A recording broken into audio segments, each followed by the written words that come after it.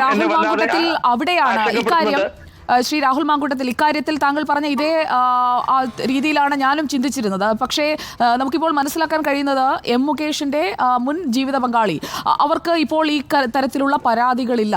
അന്ന് ഇപ്പോൾ ആരോഗ്യമന്ത്രിയായ വനിതാ ശിശുക്ഷേമ മന്ത്രിയായ വീണ ജോർജ് മാധ്യമപ്രവർത്തകയായിരിക്കും. അവർ ഇന്ത്യ വിഷനിൽ പ്രവർത്തിക്കുമ്പോൾ നടത്തിയ അഭിമുഖത്തിലാണ് ഈ തുറന്നു പറച്ചിലുകൾ. അത് UDF സർക്കാരിന്റെ കാലത്താണെന്നാണ് ഞാൻ മനസ്സിലാക്കുന്നത്. അന്നത്തെ സർക്കാർ എന്തുകൊണ്ട് ആ വെളിപ്പെടുത്തലുകൾ കേട്ടിട്ടും നടപടിയെടുത്തില്ല എന്ന മറുവാദം കൂടി ഇപ്പോൾ മന്ത്രിയായതിനു ശേഷം വീണ ജോർജ് ഉന്നയിക്കുന്നുണ്ട്. പിന്നെ എങ്ങനെയാണ് നമ്മൾ അവരിൽ നിന്ന് അവരിടപെട്ട് ഈ നീതി ഉറപ്പാക്കുമെന്ന് പ്രതീക്ഷിക്കാൻ കഴിയുക രാഹുൽ? അല്ല, ഇതൊക്കെ നമ്മുടെ ഇൻഡിവിജ്വൽ ധാർമ്മികതയുടെ ഇപ്പം ശ്രീമതി സുജയ ഒരു വിഷയത്തിനകത്ത്, ഇപ്പം ശ്രീമതി സുജയ പല വിഷയങ്ങൾക്കകത്തും ശ്രീമതി സുജയ ഇപ്പം ഞാൻ അങ്ങനെ വ്യക്തിപരമായി പറയുകയല്ല, ശ്രീമതി സുജയ സുരേഷ് ഗോപിയെ പറ്റി വളരെ പോസിറ്റീവായി പറയുന്നത് കേട്ടിട്ടുള്ള ഒരാളാണ് ഞാൻ, അല്ല നേരിട്ടും. പക്ഷേ സുരേഷ് ഗോപിയുടെ ഭാഗത്തു നിന്നൊരു തെറ്റുണ്ടായപ്പോ ഏറ്റവും ശക്തമായ ഭാഷയിൽ സംസാരിച്ച ആള് ശ്രീമതി സുജയാണ്. ഞാൻ അതും കേട്ടിരുന്നു. അതപ്പോ എന്താണ്, അത് സുജയയുടെ ധാർമ്മികതയുടെ വിഷയമാണ്.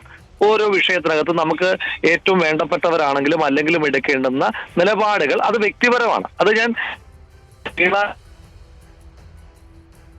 ബാധ്യതയുണ്ടോ എന്ന് ചോദിച്ചാൽ ഇല്ല. പക്ഷേ നമ്മുടെ ഇൻഡിവിജ്വൽ ധാർമ്മികത എന്ന് പറയുന്നൊരു കാര്യമുണ്ടല്ലോ. ഈ വിഷയത്തിനകത്തെ പറ്റി ഇനിയിപ്പോ എന്തെല്ലാം ന്യായീകരണങ്ങൾ നിരത്തിയാലും അവർക്ക് നേരിട്ട് ബോധ്യമുള്ള ഒരു സ്ത്രീ എന്ന നിലയിൽ, ഒരു മനുഷ്യൻ എന്ന നിലയിൽ അവർക്ക് ബോധ്യമുള്ള കാര്യങ്ങളുണ്ടല്ലോ. ആ ബോധ്യത്തിന് പരിപൂർണമായി വിട്ടു. അതല്ലാതെ അതിന് മുകളിൽ എന്തെങ്കിലും നിയമപരമായ കാര്യമോ ഭരണഘടനാപരമായ ബാധ്യത ഒന്നും ഞാൻ അവരെ അടിച്ചേൽപ്പിക്കാൻ ആഗ്രഹിക്കുന്നില്ല. അത് അവനവന്റെ ഉന്മ എന്ന് പറയുന്നൊരു കാര്യമുണ്ടല്ലോ. അതിന് ആ വിഷയം ഞാൻ ആ വഴിക്ക് വിടുകയാണ്.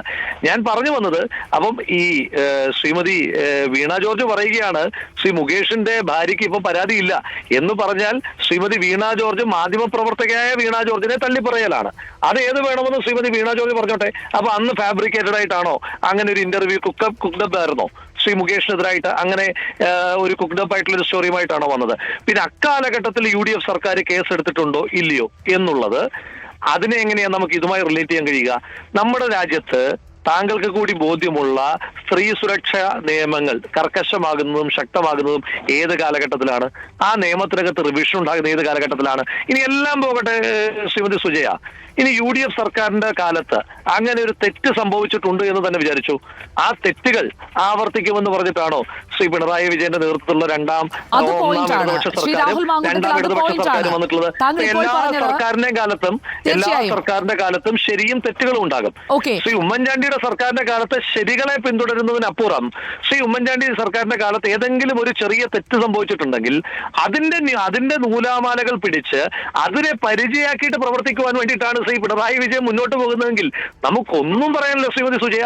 അവരിത് യഥേഷ്ടം തുടർന്നോട്ടെ എന്നും മാത്രമാണ് പറയുന്നത്. ഇതെല്ലാം, ഈ വിഷയങ്ങളെല്ലാം ഇത് നിയമപരമായ ബാധ്യതയും ഭരണഘടനാപരമായ ബാധ്യതയ്ക്കും ഒക്കെ അപ്പുറം ഇത് അവനവന്റെ ധാർമ്മികതയുമായി ബന്ധപ്പെട്ട വിഷയമാണ്. ഒന്ന്. ഇനി രണ്ട്, ശ്രീ മുകേഷിനെതിരായിട്ട് അതിശക്തമായ സമരങ്ങളുമായിട്ട് ഞങ്ങൾ മുന്നോട്ട് പോകും. അതിന് ഇവർ ഏത് ഡിഫൻസ് വേണമെങ്കിലും പറഞ്ഞോട്ടെ.